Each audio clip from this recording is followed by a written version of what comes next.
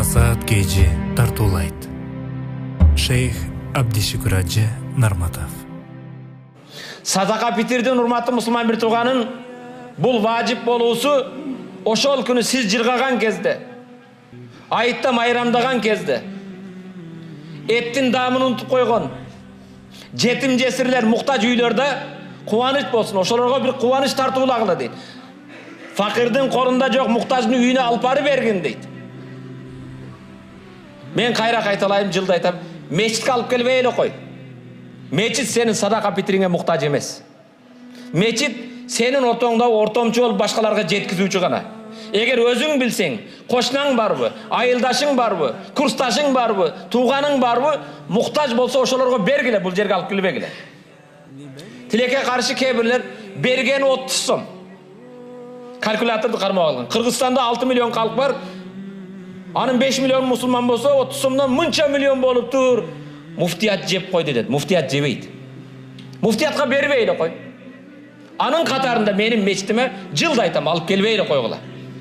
Өзүң билген жерге алып бар. Өзүңдүн милдетиңди өзүң аткар. Сенин милдетиңди менин мойнума жүктөп койбо. Бул ороза айт намазга чейин берилиш керек. Анан молдолор өзүгө чакырып атат деп. Садака питир биз үчүн арам болбойт ал. Садака питирди мечитке да иштетилбейт ал. Ошондуктан урматтуу мусулман бир тууган, садака питириңерди унутпагыла. Өзүңөр билген онкологияга барасыңбы, карлар үйүнө барасыңбы, жетимдер үйүнө барасыңбы, жесирлер барбы, башкалар барбы, аларга алып барып бере бересиз. Аллах Таала садака питириңерди, орозоңорду кабыл кылсын. Садака питир орозодо кеткен кемчиликтерди жое турган нерсе. Муну унутуп калбагыла. Ар бир адам өзүнүн үйүндө ар бир эмеге берилет. Кимде ким ошол айытка чейин жашап турса, айыт намазда өлүп калса, алга да берилет. Айыт намазга чейин төрөлгөн баланын атынан да берилет. Садака питир эң арзаны. Бирок 400 сом берсең ичим жок дебей, бере бер. Эми элестеткин да. Бир факырдын, муктаждын, кембагалдын курсагын тойгузат. Кимиң 30 сомго тоесун, айтчы. Бир кембагалдын курсагын тойгоз деген сөз. 30 сомго курсаңар тоебу? Кафеде 30 сомго бир чыны чай, көк чай да бербейт. Анан 30 сом жазып койсо, быйыл 30 сом болуп кетиптир а? Былтыры 23 эле дейт. 23ке курсаң тойдурду. 30 сом ал, 4 кап колуң толгон будай ал. Кайт десем будай жедим. Будай жейсиңби? Дагы айтпагыла, ажекелер муфтият көтөрүп атат. Муфтиятка керек эмес бул. Эгер өзүңөр аткарсаңар өтө жакшы болот.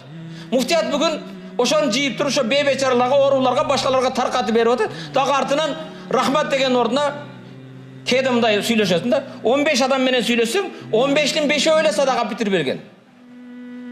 Калганы анан кийин сүйлөшкө койсо да, мынча миллион түшүптүр, мынча миллионду паланчылар жеп коюптур дейт. Жедирбей эле өзүң алып барып бере бер. Өзүң билген жерге алып баргын. Анан мындай калькуляторың менен эсептебе, биринчи өзүңдөн сурайт, сен бердиңби? Ошо жазгандар өзү эч нерсе берген эмес.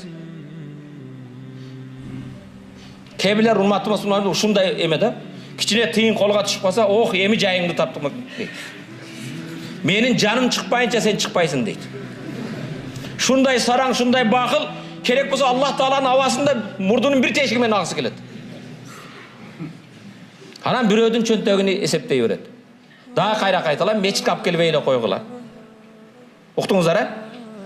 Башка жерге алып баргыла, өзүңөр билген кошунаң бар, башка бар, жетим жесир бар, ошолорго алып бара бергиле. Аллах Таала орозоңорду, садака питир баарын кабыл кылсын. Садака питир кайра кайталам, эсиңиздерде калсын.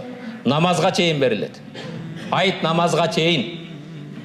Бирок 30 сом эмес, өзүң билгендей эле, майыздын аркада бир 400 сом кылып эле. Үйүңдө 5 адам болсо, 400 сомдон канча болот? 2000 бир үй көрсөң, бешаралар бир үйүндө майрам болот. А сен 30 сомго не кылат ал? Будай алып жейби? آمين. اللهم اغفر لنا ذنوبنا وكفر عنا سيئاتنا وتوفنا مع الأبرار. اللهم أعنا على ذكرك وشكرك وحسن عبادتك برحمتك يا أرحم الراحمين.